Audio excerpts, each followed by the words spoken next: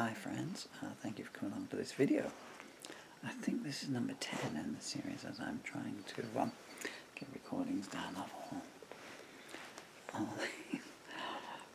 Previously I've recorded song lyrics and prose poems.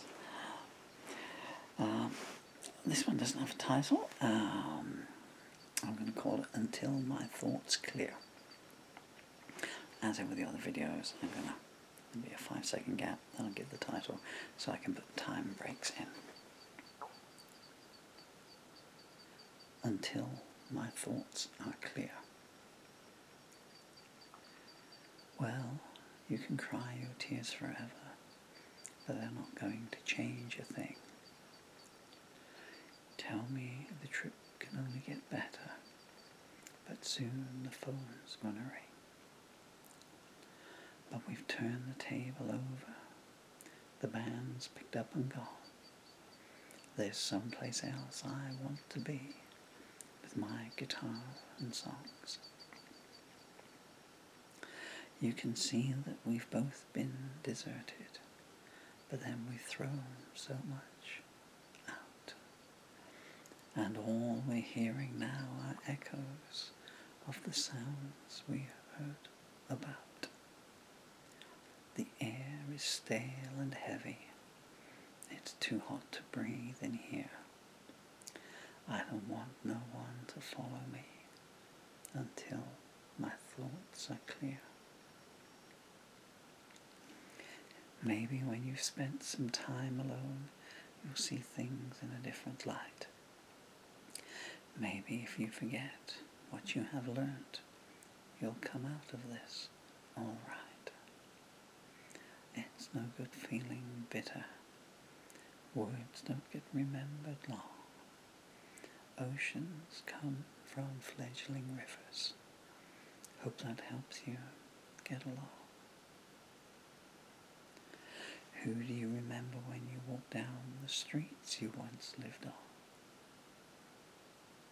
Whose voice do you hear calling you back when you need a quote to count on? No one's emptied the ashtrays, scrap paper recording our thoughts. I've got to go now, or I'll be late. I don't want to be called. And I wrote that at 2 p.m. on the 24th of September 1989 in the Wine Vaults in Yeovil. Haven't thought about that place in 30 years maybe. Julie, whatever happened to you, Julie? We were going to see a Michael Jackson concert in Belgium, weren't we? In the February of 1990, I think it was. Well, here's one that actually made it into my set list. So I'm going to have to try and recite this one without that that my drum used to play to it. So, poison. Poison in your bloodstream. Poison in your mind. Poison on the TV. Gonna drive you blind. Poison in your headlights. Poison in the rain. Poison in the alleys. Coming round again. Poison in your churches, poison in your young, poison in your virtues. Can you spare me some? Poison in your ethics, poison in your schools, poison on the pavements, being bought by fools.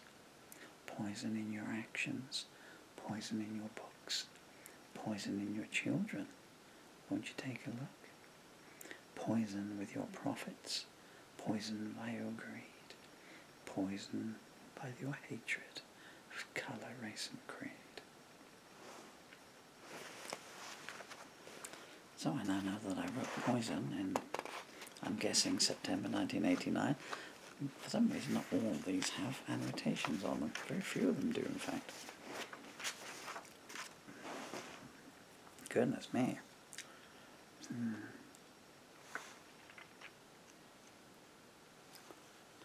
Well, so this is Well, okay, now this is... Well, I was going to be just reciting these and recording them. These are new to me as well. I mean, I wrote these 34 years ago, and then at some point shortly after that, they got packed away into some box files. Some of the material was taken from here, typed up, formatted, and went into my set lists, and then was later recorded on my albums. But these actual songbooks that I'm reading from here I haven't seen in decades, and so this is a bit like being given one's family album. Well, that's what it is, really. It's my diary. And the reason I say all this, I do apologise because it doesn't really mean a lot to a third person now. But what this here is that it is the original lyric to a song of mine that is quite a popular song of mine called Me and the Princess, which is one of my more popular story songs. And what I know here is, firstly, the opening lines of the song come halfway down the page here, and the song lyrics, which are the only ones I know. The princess came from a broken home where she'd taken many knocks, ran away at 15, made a living out of picking locks. But here, it's Emma came from a broken home, she'd taken many knocks. So that would be the delightful Miss Fernahue, who inspired that name. This is nothing at all to do with that. Okay, so what's on the page behind it to see if it follows on through? No? Okay. Well, what I'll do is I'll recite it, and I will recite it as it is here, so both versions will exist, but I won't do it in the way it's written here, so I'll put the first verse back where it should be. The opening line should be the opening, not at the bottom or the end of a song. I'll still keep the same title. Me and the Princess. Emma came from a broken home, she'd taken many knocks, ran away at 15 and made a living picking locks. One thing was understood all around, she belonged to the big man, and anyone who messed with her was going to wind up down the pan. I met her in a bar one night when the temperature was low. 4 weeks later, we're still together, I'm keeping my head low. I threw my cards in front of her, said, tell me where I stand. She said, no one dictates to me, you shouldn't have played your hand. She said, I told you from the start we can never be more than friends, and I don't know if I'll remember you when I look back at the end. I looked back around the room, saw the start of the next new deal, said, call on me if you change your mind about just how you feel. It was quiet and deceitful, but I knew that it had to be done. You can't let people walk on you or be afraid of anyone. She kept talking down to him, tried to change his point of view. I could see if he survived the night he was going to pull through. The windscreen had been spider-webbed, they hit the highway fast. Drove all night looking in the mirror, praying they didn't run out of gas. Turned down an old dirt track, she said we'll rest here for a while. When she saw a cop behind her, wearing a gun and an evil smile. Cop said, I saw you turn down here like the devil was on your spine. So let's see how much of what you've got is yours and how much of it is mine. Suddenly a shot rang out. The cop jerked 2 steps back, saw a red stain appear underneath his heart, and then it all went black. Next thing anyone heard about it was on the next day's news. Man shot a cop, then shot himself, was how it all came through. Nothing was said about Emma, Her name wasn't mentioned at all, so I guess I'll just stick around and see who pays a call. Well, it was interesting to me to read that man. There were a lot of lyric changes here when I turned it into the piece I recorded. I don't know which one I prefer. It's like when you hear Bob Dylan's rewritten "Tangled Up in Blue" kind of thing, and then you're like, okay, which one do I like the best, Okay, well I know this one again, so this is called Burning Dust. Burning dust.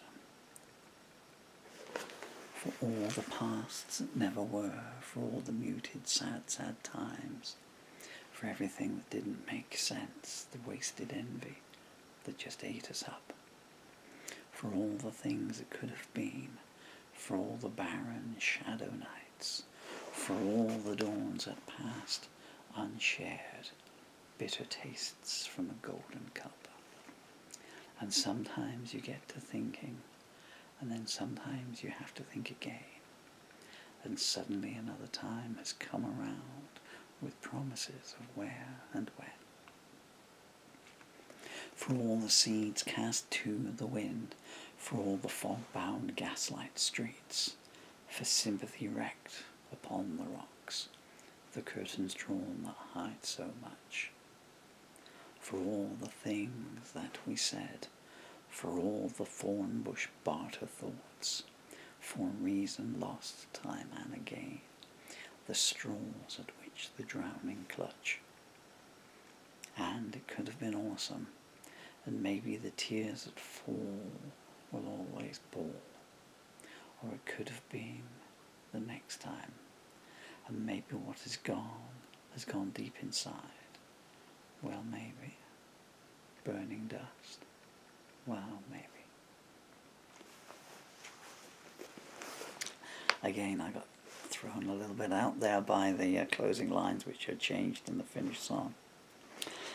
And I wrote that at 8:20 a.m. on the 1st of October 1989 in the Happy Eater at Sparkford, which I think is gone now. Well, I know it's gone now.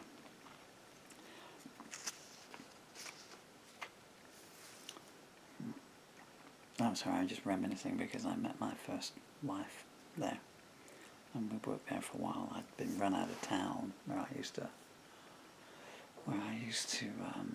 live. I went out either 83, I guess, and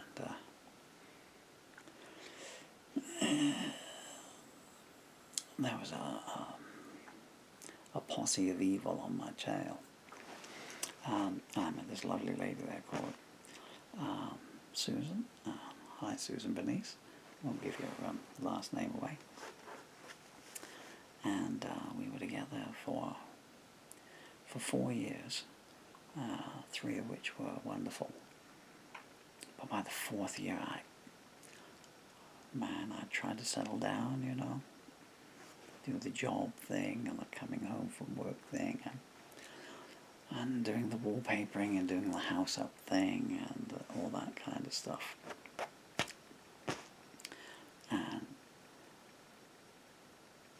But then we just got into that thing of never going out, living that hermetic existence, work, home, dinner, snort a conversation, sleep. You know what I mean when I say sleep? And copy and paste, copy and paste, copy and paste.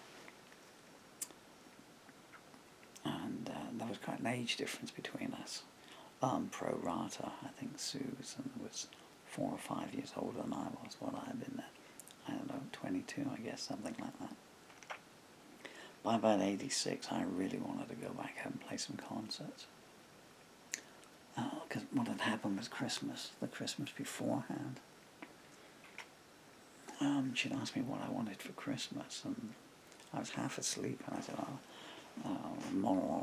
guitar. And God bless her, she bought me a guitar. I've still got it, it's right there. Sue, if you ever watch this, and I don't suppose you ever will, but the guitar you bought me is still next to my bed. Now, well, not still next to my bed, it's moved around. But it's upstairs now, next to the bed, literally that far away, And there's only one room in this house that doesn't have a guitar, and that's the bathroom. And that's because the strings warp from the shower, what were you thinking? And I guess, God bless her. This is all hindsight now, of course, you don't think about it at the time. And, I guess she thought, well, he'll be happy now, he can sit at home and he can play the guitar. So I picked it up, and by the time I got the groove back in my fingers, I got the groove back in my soul, and I wanted to be out playing again, and digging up my old lyrics and coming up with some new ones. And that was the beginning of the end, really, I had the taste of the road in my mouth, Even now I'm salivating like one of Pavlov's dogs, just thinking about being on stage and playing guitar, And she said, well, we never go out anywhere. And I was thinking, yeah, I know, and I should be out doing this out there, kind of thing. And the last 3 months were hell, and I'm really sorry. I was just very young, But again, I only have good thoughts about you. You probably don't have good thoughts about me. Goodness me. And then all these people were saying, just get out of there. We moved house to try and, to this place. Where I'm to now.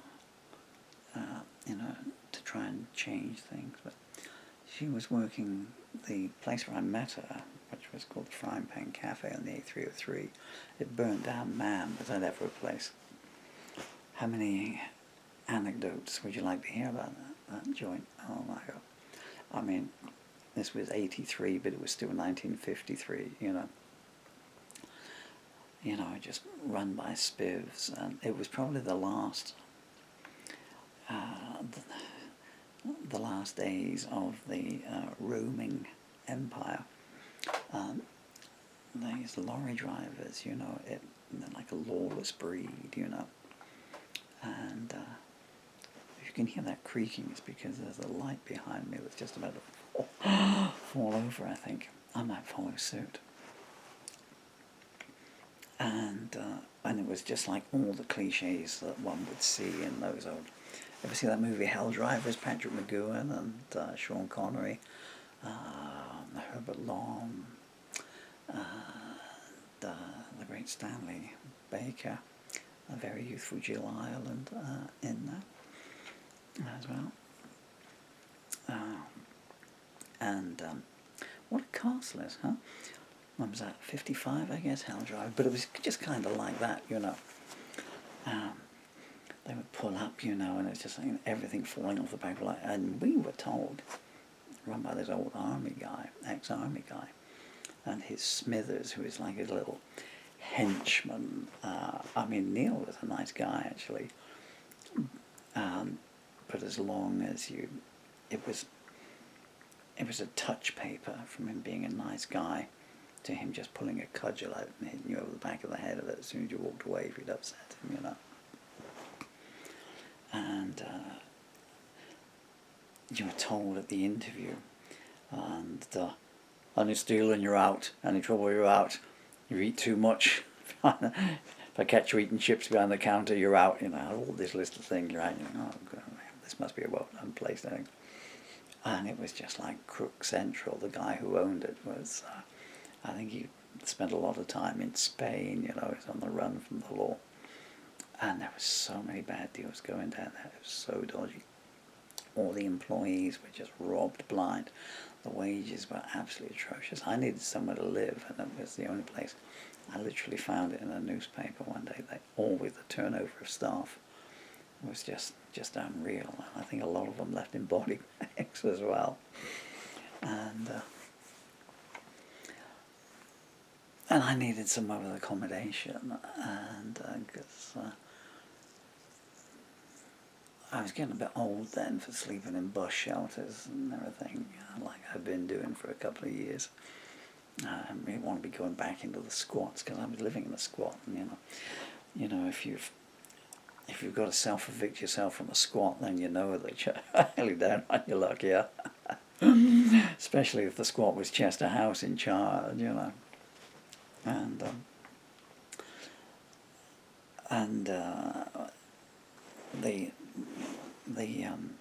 there was a little shop, I think it was a spa shop, a convenience shop, that was about a mile walk away, and we used to go up there early in the mornings, and well, certain members of the household would walk past, because in those days milk used to be delivered by milkmen, and they would be nicking milk.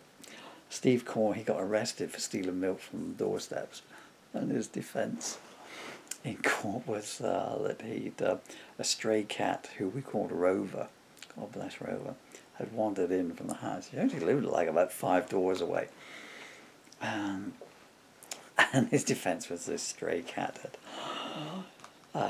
come into the house, and he felt responsible for it, and he was stealing milk. But I mean, it was just what happened. But they would just go into a house so you could be seen, so they would go out, and that's very heavy on my poor paralysed legs.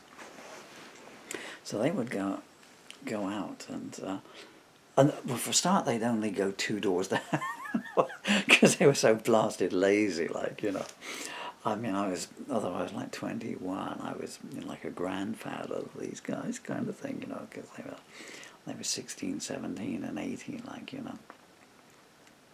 but they'd be out of milk, so they would just go 2 doors down, and it was a long path. There's a big Georgian house and all the other houses were really nice and worth, gosh, they're probably worth $250,000 now, but this had been turned into apartments by this guy looking to speculate, and subsequently just got turned into squats, and all the decent people, when you get one drug addict and one prostitute move in, the sort of respectable people, they tend to move out at a rapid rate of knots. And I'm not saying that I have indulged in dairy larceny, but let's just say that if one was, then a bit of a longer walk away were these blocks of flats, and you could go, and they were like the length of this room, and they had a door there and a door there, so you can see where I'm coming from. So there's 2 flats on the downstairs, and the stairs that go up, and so you could just walk in through the one door, pint of milk under your coat, and walk straight out the other door, and you were gone in 6 seconds, and you were completely on the opposite side of the building. So if anyone had been in this side and seen you coming in, well, you were exiting that way. They didn't know if you'd gone upstairs and everything like that, But don't do it, people. What, does anyone have milk delivered anymore? Well, apart from, in the home deliveries, I don't know if Milkman still exists. Milkman, that was a TV program we used to watch. The school showed us in, what would that have been, 1970, I guess? To a Milkman. Yeah, so that was Steve's defence, that he felt responsible for this cat and had to steal milk to provide for her. And to the best of my knowledge, I mean, he never ever gave Rover a drink. Rover, what a cat. What a cat. There were, how many flats were there? So 1, 2, I was flat 3. So I was the only one on my floor, bathroom and kitchen. So 1, 2, 3, 4, 5, and they made the attic room 6. I got to tell you about this cat thing that came in there one day and just stayed. I think she belonged to an old lady, which I always felt kind of bad about, really. And I said, well, where did the cat come from then, Steve? Because they were all there before I got in, And he said, it belongs to the old lady who lives just at the end of the road. And I felt, so sorry for her, because I thought, well, I had this vision of, she's like 85 or something or other, and she's only got one companion in the whole world, and that's a beloved cat. And you just kidnapped it or catnapped it, and then you've got it hooked on pot and everything, because they gave her some pot one day, and what sort of stuff? It's, you know, like, I don't know, it looks like an oxo cube, doesn't it? Cannabis resin, is it? And they used to flake it up like that, if memory recalls. Gosh, I haven't seen that in decades. And so they, I mean, again, don't do this, people. It's a very bad thing to do, you know. So they gave a this, maybe maybe it was the first one's free. Come on, puss, first one's free. Like, you know, I mean, if Rove was still alive, you know, with him, I left, but who knows? She was probably freebasing crack or something. You know, they were, you know, you can see her up her nose or something, you know. And I jest about it. Of course, 2 of the people out of the 6 flats died. That was Shane, 18, and Ben, not very much. She wasn't very much older. You know. So Rover was down in Steve's flat, and he had this like chest of drawers, and the cat was just sitting on there, asleep, you know, presumably having happy, I don't know, dreams, wishing that one of us would play a Pink Floyd song or something or another, you know. And then she just sort of looked up. She was right slap bang in the middle of it. And she just sort of looked up and smiled, and then just fell off on the floor and just lay there. But she was like the biggest cat you've ever seen in your life, you know. I mean, she was huge, you know. She was the size of a koipu or something, you know.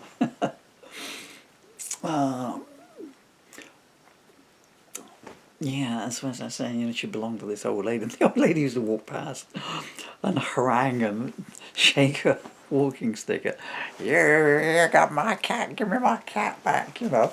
We were awful. We'd say, "We've eaten," and everything. Oh, man. Terrible, terrible time. And we didn't eat the cat because we were all vegetarians. Out of necessity, I think, more than morals, because we couldn't afford meat and we couldn't cook it in any case, you know, so we just got by on what we could buy. I used to live on bread, actually. I just used to buy a loaf of bread. Well, that was when I was living in Winsham, because going to the bathroom wasn't any fun. I just used to buy a loaf of white bread, which I think was about 30 pence. This is a thin slice, and I used to eat it dry. And, as I say, milk was cheap and freely available in those days, shall we say. So I lived off of milk and bread that entire summer. I probably haven't changed too much. Well, I don't eat food anymore, solid food, because of the disease. But one reverts to hoboism quite quick. I think I was talking about getting out of there, actually, wasn't I? Yeah, so I know I was talking about Susan. I can't remember if there were any other points in there worth mentioning. No, I guess it was something to do with me going back out on the road. So I spent a lot of 88 playing. That would have been Mandy Dexter, I guess. I'm trying to think Mandy Dexter now. Again, another very good relationship. Mandy, if you ever watch this, you are mentioned in all my books, or all the ones that have got mentions to, you know. I still think about you quite a lot, despite everything. Let's get a bit off-centre here. Shall we go back a little bit and carry on a little bit more? All these unfinished anecdotes shall remain so.